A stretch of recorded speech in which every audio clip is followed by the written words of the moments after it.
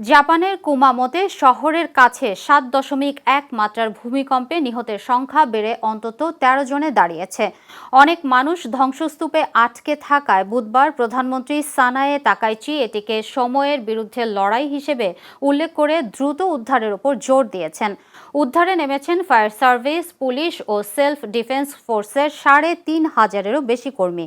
আংশিক ধসে পড়া এওন মল বিপণী বিতানে গ্যাস লাইন বিস্ফোরণে ২ জন নিহত ও বহু কর্মী নিখোঁজ রয়েছেন।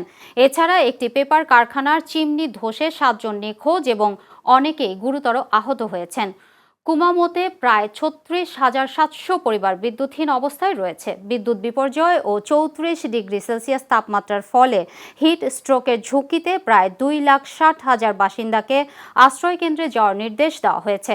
বিদ্যুৎ বিচ্ছিন্নতায় হাসপাতালগুলোতে চিকিৎসা সেবা ব্যাহত হচ্ছে এবং ১ সপ্তাহের জন্য নতুন শক্তিশালী ভূকম্পন ও ভূমিধসের সতর্কতা জারি করা হয়েছে।